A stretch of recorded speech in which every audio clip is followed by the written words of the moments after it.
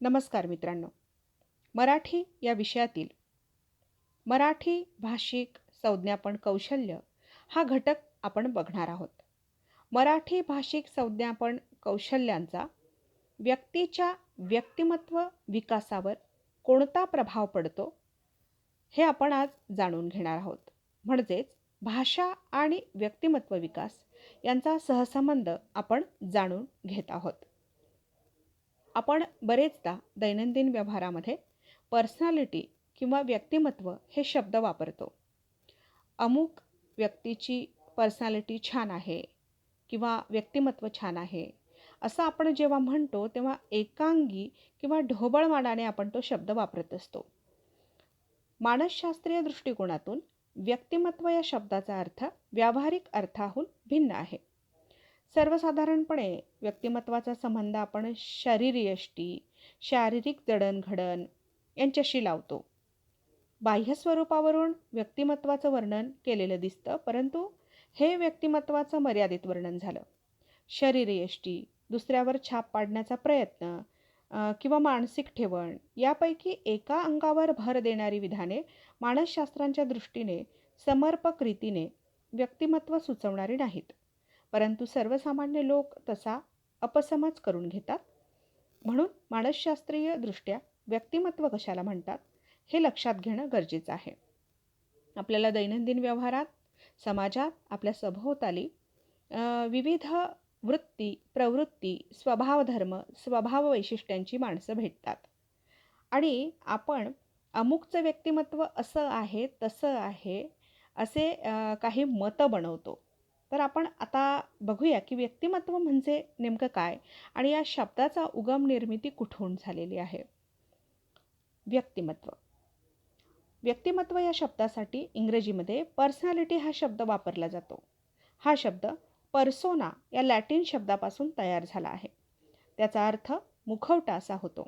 यामधून पर्सोना या शब्दाला रोमन लोकांनी व्यक्ती कशी दिसते हा अर्थ प्राप्त करून दिला. त्यातूनच पर्सनॅलिटी हा शब्द तयार झाला. व्यक्तिमत्व या संज्ञेसाठी पर्सनॅलिटी हा प्रतिशब्द वापरला जातो. तो व्यापक अर्थाने योजला जातो. त्यामुळेच व्यक्तिमत्व या संकल्पनेत व्यक्तीच्या शारीरिक घडणीबरोबरच तिच्या मानसिक घडणीचाही समावेश होतो. व्यक्तिमत्वाच्या ज्या व्याख्या उपलब्ध आहेत त्यावरून शारीरिक वैशिष्ट्यांबरोबरच मानसिक वैशिष्ट्यांचाही समावेश केला जातो. मानसशास्त्राच्या दृष्टिकोनातून व्यक्तिमत्व म्हणजे व्यक्तीचे दर्शनी किंवा बाह्य स्वरूप नव्हे. मानसशास्त्र असं मानतं की मानवाचा विकास किंवा घडण होत असताना अनुवंश आणि भोवतालची सामाजिक व सांस्कृतिक परिस्थिती यांचा फार महत्त्वाचा वाटा आहे. अनुवंशानुसार म्हणजेच आईवडिलांकडून त्याला शरीराची ठेवण, मूळ प्रवृत्ती व काही जन्मजात प्रेरके प्राप्त होतात. मूल जन्माला येते तेव्हा त्याच्या ठिकाणी सामाजिक गुण कोणतेच नसतात. हे सामाजिक गुण तो हळूहळू समाज व संस्कृती यांच्या ज्या अंतक्रिया त्याच्यावर होतात त्यापासून शिकतो. जन्मापासून मृत्यूपर्यंत तो समाजात वाढतो, घडतो. त्याचा परिणाम होऊन त्याच्या अभिरुची, बौद्धिक सामर्थ्य, सवयी, श्रद्धा व मूल्य विकसित होतात. या सर्व वैशिष्ट्यांचं संघटित मूळ किंवा समग्र रूप म्हणजेच व्यक्तिमत्व होय. व्यक्तिमत्वात काही अंश अनुवंशिक किंवा जैविक असला तरी व्यक्तिमत्वाचा विकास हा सांस्कृतिक व सामाजिक वातावरणामुळे होतो. ही व्यक्तिमत्वाची घडण सामाजिक, सांस्कृतिक अंतक्रियेवर अवलंबून असते. व्यक्तिमत्वाची काही लक्षणे बाह्य आणि वरवरची दिसणारी असतात. उदाहरणार्थ राहणीमान, पोशाख, आवडीनिवडी इत्यादी. पण व्यक्तिमत्वाचा खरा गाभा म्हणजे व्यक्तीचा स्वभाव, वृत्ती, सहज प्रवृत्ती इत्यादी. व्यक्तिमत्व वैयक्तिक व सामाजिक अशा दोन्ही प्रेरणांनी घडत असते. म्हणून व्यक्तिमत्वाच्या घटकात दोन्ही प्रेरणांचा समावेश होतो. व्यक्ती दैनंदिन जीवनात अनेक संघर्षांना व समस्यांना सामोरी जात असते. अशा प्रकारचे संघर्ष व समस्या व्यक्तीच्या जीवनात बालपणापासून चालू असतात. यामधूनच व्यक्तीच्या व्यक्तिमत्वाचा विकास आणि घडण होत असते. बालपणापासून प्रौढपणापर्यंत अनेक अवस्थांमधून व्यक्तिमत्वाचा विकास होत असतो. ही कल्पना प्रथम फ्रॉइडने नंतर एरिकझन या मानसशास्त्रज्ञाने मांडली. व्यक्तिमत्वासंबंधीच्या अपसमजामुळे केवळ व्यक्तीची शारीरिक ठेवण, व्यक्तीची वेशभूषा आणि तिचे दृश्य स्वरूप यावर भर दिला जातो. परंतु खऱ्या व्यक्तिमत्वात याबरोबरच व्यक्तीची मानसिक जडणघडण आणि अंतस्वरूपाचाही समावेश होतो. आता आपण पुढे बघणार आहोत व्यक्तिमत्व या संज्ञेची व्याख्या. व्यक्तिमत्व या संज्ञेच्या व्याख्या निरनिराळ्या मानसशास्त्रज्ञांनी आपापल्या दृष्टिकोनातून केलेल्या आहेत. ऑलपोर्ट, कॅटेल, फ्राईड, ॲडलर यांनी विविध व्याख्या व्यक्तिमत्वाच्या केलेल्या आहेत. ऑलपोर्ट म्हणतो, ज्यांच्यामुळे व्यक्तीला सभोवतालच्या वातावरणाशी वैशिष्ट्यपूर्ण समायोजन साधता येते, अशा तिच्यामधील मानसभौतिक व्यवस्थांचे गतिशील संघटन म्हणजे व्यक्तिमत्व. मन या मानसशास्त्रज्ञाच्या मते मनुष्याची शरीररचना, त्याच्या वर्तन पद्धती, अभिरुची, अभिवृत्ती, बौद्धिक सामर्थ्य व निरनिराळ्या योग्यता, पूर्ववृत्ती आणि इतर प्रकट वैशिष्ट्यांच्या समयसंघताला व्यक्तिमत्व असं म्हणतात. तर डेव्हर यांच्या मते व्यक्तित्व म्हणजे शारीरिक, मानसिक, नैतिक आणि सामाजिक गुणांचे एक संघटित व गतिशील संघटन असून ते व्यक्ती आणि समाज यांच्या आदानप्रदानातून अभिव्यक्त होते. यानंतर आपण बघणार आहोत की व्यक्तिमत्वाचा विकास कसा होत जातो किंवा व्यक्तीच्या व्यक्तिमत्वावर परिणाम करणारे घटक कोणते. आपल्याला असं लक्षात येईल की कोणत्याही दोन व्यक्तींचं व्यक्तिमत्व संपूर्णतः सारखं आढळत नाही. जन्मानंतर 1 वर्षाच्या अवधीत काही व्यक्तिमत्व लक्षणे विकसित होऊ लागतात. वय जसजसं वाढत जातं तसतसे निरनिराळ्या अनेक लक्षणांचा परिपोष होऊ लागतो. निरनिराळ्या वयोमानाच्या पातळीवर नवीन नवीन लक्षणे निर्माण होऊन व्यक्तिमत्वाची संश्लिष्ट घडण होते. व्यक्तिमत्वाचे मूळ केंद्र हे सुप्त घटकांनी तयार झालेले असून त्याचे स्वरूप प्रेरणात्मक असते. व्यक्तिमत्वाचा हा प्रमुख प्रवाह आहे.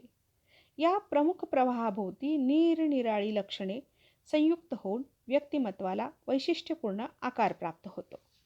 मुख्यतः आपण बघितलं तर व्यक्तिमत्वाचा विकास प्रभावित करणारे सामाजिक घटक म्हणून घर, शाळा आणि समाज या 3 घटकांचा प्रामुख्याने विचार करता येतो.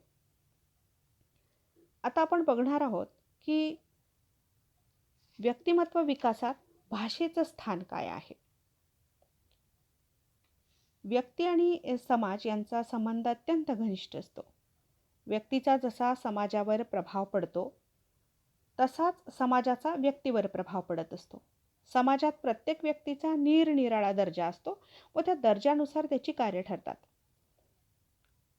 आणि अशा व्यक्ती व समाजाच्या सातत्याने होणाऱ्या संघर्षामुळे व्यक्तिमत्व विकासात अनेक अडचणी निर्माण होतात. प्रत्येकजण आपापल्या सद्सद्विवेक बुद्धीला अनुसरून या अडचणीचे निवारण करण्याचा प्रयत्न करतो आणि त्यातून त्याच्या व्यक्तिमत्वाचे स्वरूप निश्चित होते. शेवटी व्यक्तिमत्व विकास हा सामाजिक आंतरक्रियाचे फल असते असे आपल्याला म्हणता येईल. घराचा व्यक्तिमत्व विकासावर कसा परिणाम होतो तर कोणत्याही व्यक्तीच्या घरच्या परिस्थितीचा आणि त्याच्या व्यक्तिमत्वाचा हा संबंध जो आहे तो अविभाज्य आहे. म्हणजे कुटुंबात किती व्यक्ती आहेत, कुटुंब विभक्त आहे की एकत्र आहे, मूल आईवडिलांचे एकुलते एक आहे की अनेक भावंड आहेत, कुटुंबाची आर्थिक परिस्थिती कशी आहे, याचाही मुलाच्या व्यक्तिमत्व विकासावर परिणाम होतो. म्हणजे आर्थिक परिस्थितीप्रमाणे कुटुंबातील व्यक्तींचा परस्पर संबंधाचा मुलाच्या व्यक्तिमत्वावर प्रभाव पडतो. एका दृष्टीने आर्थिक परिस्थितीपेक्षा कुटुंबातील व्यक्तींचे परस्पर संबंध कसे आहेत तेही महत्त्वाचं आहे. घरातील वातावरण सलोख्याचं असेल आणि आपापसातील जे सदस्यांचे संबंध आहेत ते प्रेमळ असतील तर व्यक्तिमत्वावर या दृष्टीने सकारात्मक परिणाम होत असतो. आईवडिलांचे मुलांशी कशा प्रकारचे संबंध आहेत या गोष्टीलाही व्यक्तिमत्व विकासाच्या दृष्टीने फार महत्त्व आहे. त्यानंतर शाळा किंवा महाविद्यालय यांचा वाटा जो आहे व्यक्तिमत्व विकासामध्ये तोही खूप महत्त्वाचा आहे. म्हणजे शाळा व महाविद्यालयाच्या द्वारे मुलाचा कुटुंबबाह्य जगाशी प्रथम संबंध येतो. त्याच्या व्यक्तिमत्वावर शालेय वातावरणाचा प्रभाव पडतो. शाळेत त्याला सवंगडी लाभतात, नवीन वातावरण लाभतं. शिस्त आणि नियमितपणाचे धडे मिळतात. अभ्यास, लेखन, वाचन यांची गोडी लागते. वक्तशीरपणा व नियमितपणा यांचं महत्त्व कळू लागतं. शिक्षकाच्या व्यक्तिमत्त्वाचा प्रभाव पडतो. शिक्षक त्याचा आदर्श बनतो. शिक्षकाचं व्यक्तिमत्त्व व त्याच्याकडून दिली जाणारी वागणूक या गोष्टी मुलांच्या व्यक्तिमत्त्वावर परिणाम करतात. म्हणजे शिक्षकाला आदर्श रूप समजून त्याच्यासारखं ज्ञान, बुद्धी, बळ प्राप्त करावं अशी मुलांच्या मनात इच्छा होते. शिक्षकांचे व्यक्तिमत्त्व प्रभावी असेल तर मुलांच्या व्यक्तिमत्त्वालाही योग्य वळण लागते. आणि घर, शाळा, समाज या सामाजिक घटकांमध्ये जी भाषा मुलगा ग्रहण करतो त्याचाही त्याच्या व्यक्तिमत्व विकासावर मोठा परिणाम होत असतो. मानवाच्या जीवनात मातृभाषेचे स्थान अनन्यसाधारण असे आहे. मातृभाषेचे संस्कार मनाच्या गाभ्यात इतके खोल रुजतात, पूर्वानुभवांशी इतके एकरूप होतात की व्यक्तिमत्वाचा ते अविभाज्य घटक बनते. मनुष्य कितीही बहुभाषी झाला तरी खऱ्या जिव्हाळ्याचा आणि जिव्हारीचा उद्गार त्याच्या मातृभाषेतूनच प्रकट होतो. मानवी उत्क्रांतीच्या क्रमात वाचाशक्ती प्राप्त झाली ती फक्त मानवालाच, आणि तिच्या जोरावरच मनुष्याने निसर्गावर विजय मिळवला. भोवतालच्या सृष्टीची झगडताना मिळालेले बरे वाईट अनुभव भाषेत शब्दरूपाने त्याने ग्रंथित केले. प्रत्येक पिढीने त्या अनुभवांची जपणूक केली आणि आपल्या अनुभवांची त्यात भर घातली. या ज्ञानभांडारात केवळ भौतिक सृष्टीचे ज्ञान नव्हते. मानवाच्या कौटुंबिक भावना, सामाजिक जीवनविषयक कल्पना व ध्येय, आत्मविकासाच्या व मुक्तीच्या आकांक्षा ही सारी त्यात सामावली होती. अशा तऱ्हेने नवे नवे अनुभव घेत नवी नवी शारीरिक व मानसिक पराक्रमाची क्षितिजे शोधित मानव आपले जीवन समृद्ध करतो. या समृद्धीला अक्षररूप भाषा देते. भाषा एक प्रकारे व्यक्तीला घडवण्याचे कार्य करते. इतरांशी येणाऱ्या संपर्कातून व होणाऱ्या विनिमयातून इतरांचे विचार, भावना ग्रहण केली जाते. शब्द विचारक्रियेला उपयुक्त ठरतात. नवनवे विचार भाषेद्वारे आत्मसात केले जातात. विचारशक्तीचे सामर्थ्य त्यामुळे वाढीस लागते. दुसऱ्या बाजूने भावजीवनही भाषेने पुष्ट होते. मानवाच्या विशेषतः नव्या पिढीच्या सहज प्रेरणांना वळण लावण्याचे, त्यांचे उन्नयन व उदात्तीकरण करण्याचे सामर्थ्य भाषेत आहे. या दृष्टीने विचार करता मानव ज्याप्रमाणे भाषेचा निर्माता आहे तशीच भाषा देखील मानवाची निर्माती व धात्री आहे. मानवाचा मातृभाषेशी जो अतूट संबंध आहे तो असा: भाषा भावना विकासाला सहाय्य करणारी आहे. बुद्धीबरोबर भावनेचा विकास होणे व्यक्तिविकासाच्या दृष्टीने आवश्यक आहे. अंतःकरण संवेदनक्षम असणे, इतरांच्या चांगल्या प्रवृत्ती आणि भावनांशी समरस होता येणे हीच सुसंस्कृतता आणि रसिकता हे भाषेमुळे सहज शक्य आहे. त्यातूनच व्यक्तिमत्व विकास घडून येतो. भाषा ही प्रामुख्याने सामाजिक विनिमयासाठी आहे. त्या विनिमयाला आरंभ आत्मनिवेदनापासून होतो. स्वतःच्या गरजा, विचार व भावना दुसऱ्याला कळवून त्याचे लक्ष स्वतःकडे वेधून घ्यायचे, त्याला आपल्या गरजा तृप्त करण्यासाठी प्रवृत्त करायचे हा भाषेचा प्रमुख उद्देश. तर दुसऱ्या बाजूने इतरांचं मनोगत जाणून घेऊन त्यानुसार आपल्या विचार वर्तनात बदल करायचा हेही भाषेचेच कार्य आहे. अशा तऱ्हेने भाषा व्यक्तीचा समाजाशी संबंध प्रस्थापित करते. व्यक्तीला विचार करण्यास माध्यम म्हणून उपयोगी पडणे हे भाषेचे दुसरे कार्य आहे. मानवाला होणारे ज्ञान, त्याच्या इच्छा, आकांक्षा व संकल्प भाषाच प्रकट करते. व्यावहारिक जीवनाच्या पातळीवर दैनंदिन जीवनाच्या गरजा पार पाडण्यासाठी भाषेचा उपयोग प्रामुख्याने होतो. हा उपयोग साधायचा म्हणजे चांगले बोलता येणे, दुसऱ्याचे बोलणे समजणे, दुसऱ्याला एखादा विचार स्पष्ट सांगून कार्यप्रवृत्त करणे, दुसऱ्यांनी तोंडी अथवा लेखी सांगितलेला विचार नीट समजणे या महत्त्वाच्या गरजा भागवण्याचे सामर्थ्य भाषेमध्ये असते व त्यामधूनच व्यक्तिमत्वाचा विकास होऊ शकतो. वैयक्तिक व सामाजिक व्यवहार पार पाडण्यासाठी भाषा हे एक प्रभावी साधन आहे. ते साधन हाताळता येण्यासाठी व भाषेची प्राथमिक कौशल्य आत्मसात करण्यासाठी व्यक्तीचा सामुदायिक व सांस्कृतिक जीवनाने विकास झाला पाहिजे. या बाबतीत पुरेसे सामर्थ्य व कौशल्य आल्याशिवाय वाङ्मयीन साहित्यिक दृष्टीने भाषेचा अभ्यास व उपयोग करता येणे कठीण आहे. भाषा हे कौटुंबिक व सामाजिक व्यवहाराचे साधन आहे. ते यशस्वी व परिणामकारक रीतीने हाताळता येण्यासाठी एक साधनीभूत विषय म्हणून श्रवण, वाचन, संभाषण, भाषण, लेखन ही कौशल्य विकसित व्हायला हवी. त्यातूनच विद्यार्थ्यांच्या व्यक्तिमत्त्वाची जडणघडण होऊन त्यांचा विकास होऊ शकतो. मग कोणती भाषिक कौशल्य आहे की ज्यांचा व्यक्तीच्या व्यक्तिमत्त्वावर परिणाम होतो, त्याच्या व्यक्तिमत्त्वाचा विकास होतो? तर मूलभूत जी भाषिक कौशल्य आहे, श्रवण, वाचन, भाषण, लेखन, संभाषण ही भाषेची प्राथमिक कौशल्य म्हणून ओळखली जातात. या कौशल्यांचा विकास आणि व्यक्तिमत्त्वाचा विकास यांचा परस्पर संबंध आहे.